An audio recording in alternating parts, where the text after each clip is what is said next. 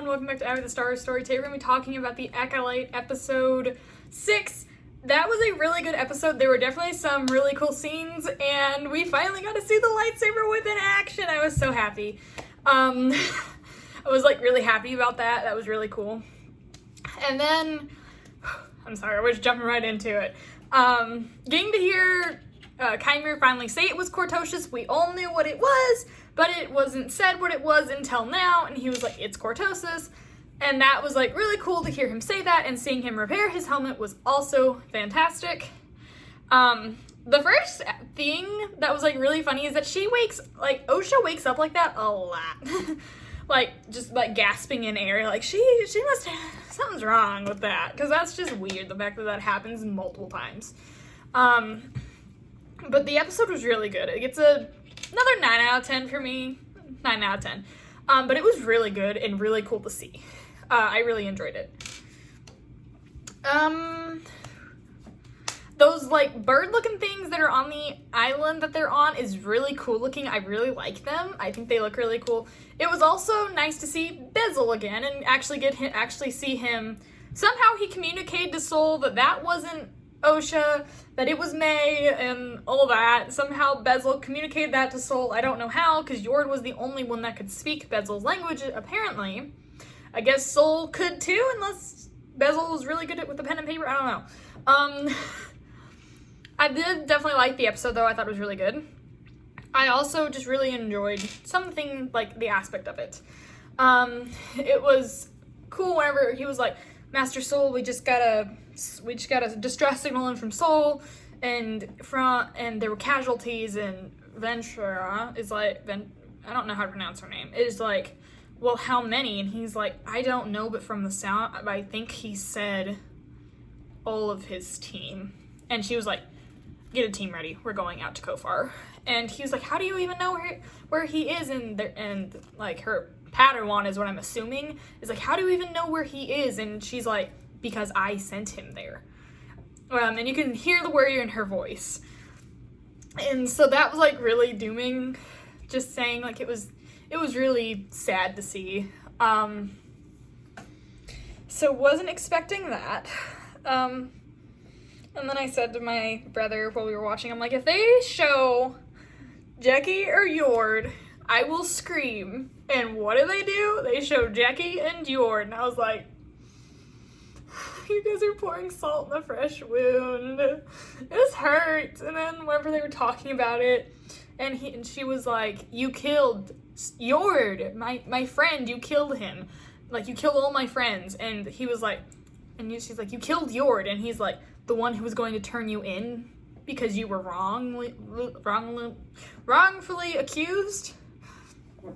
And then she was also like, but you also killed Jackie. And he was like, a Padawan, you were that concerned. Like, he didn't say that, but like by the tone of voice, he didn't see why it mattered that they were gone. He did say that about Yord, he didn't say that about Jackie, but he seemed like, why does it matter that they're gone?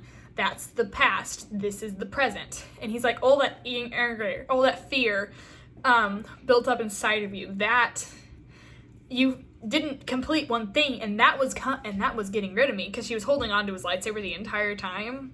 Kind of using it as, like, leverage, which I thought was really cool and really smart of Osha. And so she's fine, and so he's like, why aren't you a Jedi then, Osha?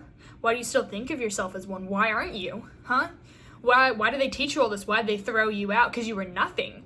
And she's like, no, it's because I failed, and turns on the lightsaber and holds it up. And he's like, you see that? And she, like, turns it off. I will say one thing is that Chimera is very hospitable. You know, you can take my ship after the tide goes out or after sundown, and you hungry? Like, he's very hospitable, you know. Take my stuff, I don't care. It was really cool getting to see May in that new outfit. I really enjoyed it. I feel like it's definitely a step towards her becoming a Sith, because she was kind of in more perkier, like, she was kind of in more outfits that showed what her job was like and all that. I thought that was really cool. But it was also, like, showing that she's kind of turning more towards the dark side, which is crazy. And then how Chimera explained to her that, well, there's another path. Like, the Jedi tell you that you have to believe this, and if you stop doing it, you're going to lose it. but there's another way. All that fear, anger, hatred, desire. And she's like, that's the path to the dark side. He's like, well, it is what it is. Which was really cool to see. I really enjoyed that. I also was really sad to see Jackie and Jord laying there again. Like, it hurt. And then, like I said last week in my last video, I was upset they didn't get a proper burial, that they weren't going to be taking them for a proper burial. But they did say, we better get these guys ready for proper burial, which I was happy about and happy to hear that they get a final burial. I really hope that we maybe get to see that scene. I hope they don't show the faces, but I do hope we get to see that scene just as, like, recognition. Again, that lightsaber whip was awesome. It was really cool to see it. I really enjoyed getting to see it. That was awesome, like, fantastic job. I definitely will say that it was really cool seeing Bezel fight. Like, that was fantastic. Just seeing him, like, just grab on, and then, like, just, like, run towards her, like, grab onto her leg, and she's like, get off! And, then with Pip, it was really funny just trying to see Bezel, like, is he plugging there? And is he, no, not there, not there, not there. And then he finally, like, he's like, okay, yeah, that's how that fits. And it was really cool. It was really sad to see Soul break down and, like he hit that dashboard thingy knowing that he lost his entire team. He's lost his Padawan. He's lost a friend. Like, it was sad seeing that. And something I realized was that whenever the ship was turned off and you only saw the blue, it was kind of like he was taking off being a Jedi. He was taking off that mask of being a Jedi. Because he let all his emotions out. He let his fear out. He let his anger out after losing everyone. It was kind of like the ship, and this may just be me, probably is, but it just seemed like that blue lighting kind of was like taking off your mask, feeling your feelings, all that. That's kind of what it seemed like. Now, I'm not saying that's what it was. It kind of seemed like that. And then as soon as the lights came back on, he immediately stopped talking and didn't say anything else to May. Like, because she had to go do something, but it also just kind of seemed like he wasn't going to say anything because of that. And then after we see May in there, we see him come up behind her and stun her, and we see Basil kind of, Basil doesn't really know what to do anymore, so you just kind of see him run off in the background.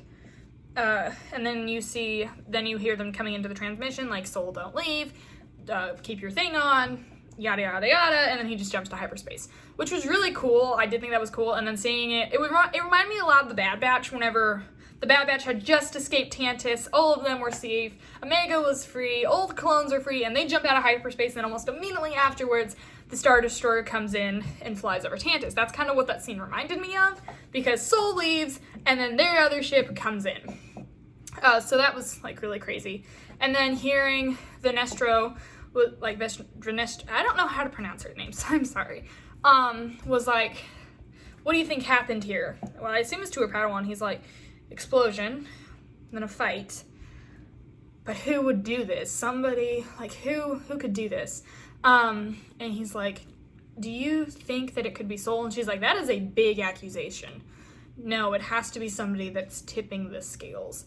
And then we skip back over to Osha looking at Kymir's helmet, which we all knew from last week was Cortosius, but now Cortosa,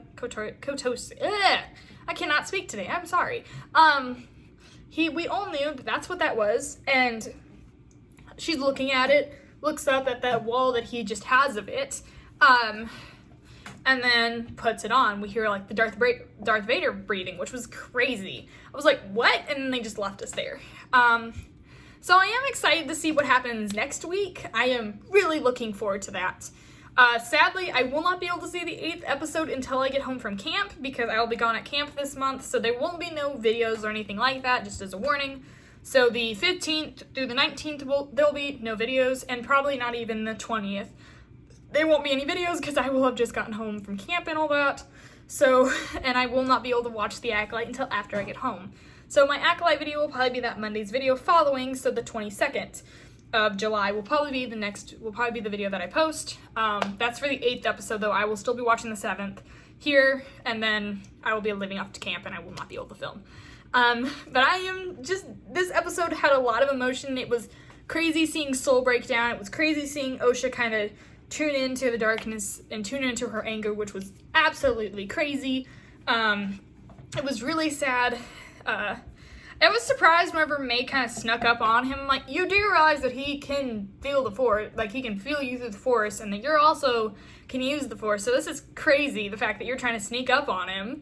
And he's like, Osha, do something. I don't remember what it was. And then I was just crazy. I was like, okay, buddy. It was insane. But that's all I have to say about the Acolyte episode 6. Please like, share, and subscribe. And as always, God bless. Bye, guys.